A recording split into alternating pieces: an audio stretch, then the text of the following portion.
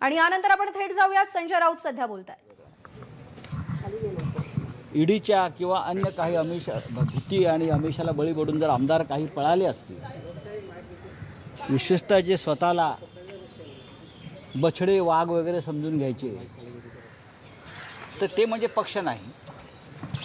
आपण जो काल रस्त्यावर पाहिला तो पक्ष आहे आणि हा पक्ष अद्याप मजबूत आहे आणि उद्धव ठाकरे यांच्या नेतृत्वाखाली पक्ष मजबूत आहे.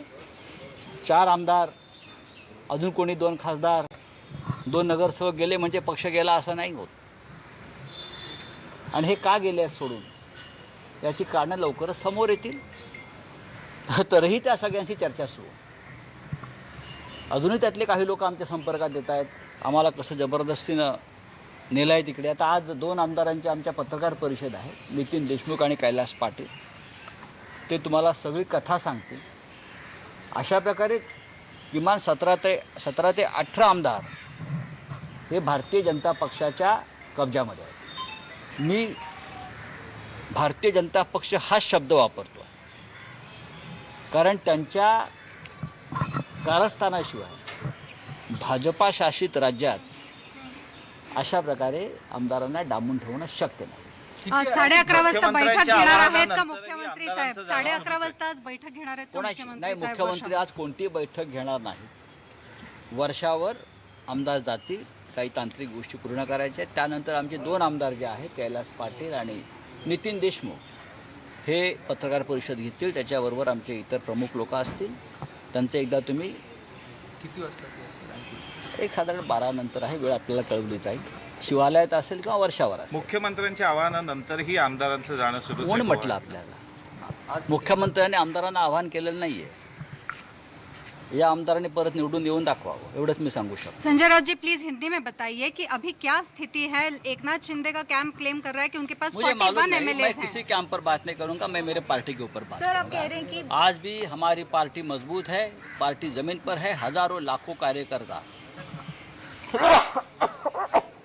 आज भी हमारे साथ पार्टी के साथ जुड़े हैं.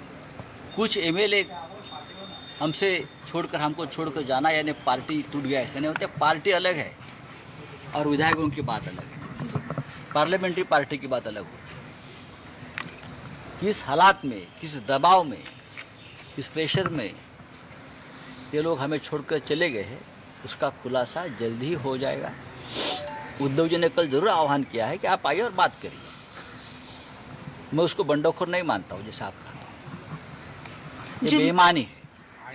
सर, आणखी एक जिनको माहिती समोर कहा येते है की की शिवसेनेच्या वापस आके धनुष्यबाणावर बात आता करिए. एकनाथ शिंदे दावा करण्याची शक्यता आहे. ते तसं करू चर्चा द्या. मी माझ्या पार्टीविषयी बोलतोय. आमची पार्टी तुम्ही काल रस्त्यावर पाहिली असेल, वर्षावरून मातोश्रीवर जाताना उद्धव ठाकरे जागोजाग रस्त्यावर जे वातावरण होतं, जी जनता रस्त्यावरती उतरली, ती शिवसेना. उद्धव ठाकरे जी ने कल कहा है कि आके हमसे बात करिए. क्या उसके बाद कुछ शिवसेना के एमएलए ने उनसे संपर्क साधा है? किससे? उद्धव ठाकरे जी से.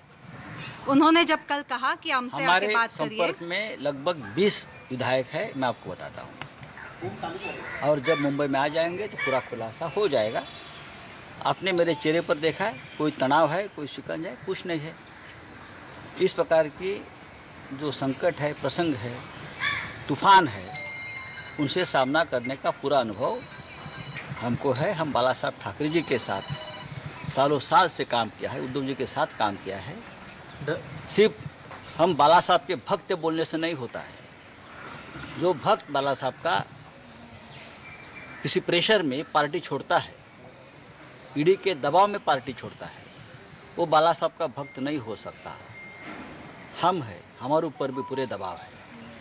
हमारा एक मंत्री 4 दिन से लगातार ईडी के ऑफिस में जाकर बैठ रहा है, उसने पार्टी नहीं छोड़ी. मैं और मेरे परिवार के ऊपर पूरा दबाव है ईडी का. हम आज भी ठाकरे परिवार और पार्टी के साथ रहेंगे और आखिरी सांस तक रहेंगे. क्या आपको लगता है कि इस दबाव की वजह से फ्लोर टेस्ट पे कुछ असर पड़ेगा? देखिए, जब फ्लोर टेस्ट होगी तो सबकी टेस्ट हो जाएगी. एनसीपी के कुछ कौन पॉजिटिव है, कौन नेगेटिव है, सबको पता चलेगा. सर, एकनाथ शिंदे ने कल ये कहा कि एनसीपी और कांग्रेस जो है वो शिवसेना. आप उनका पुराना भाषण सुन लीजिए. बीजेपी के बारे में हमारे इस साथी ने क्या कहा था. उनका कहना था कि बीजेपी की साथ छोड़ दीजिए, तो हमारे लोगों को बहुत अत्याचार कर रही है। छोड़ दीजिए। रावसाहेब एनसीपी के नेता चार तर जे आमदार सोडून गेले ती शिवसेना नाही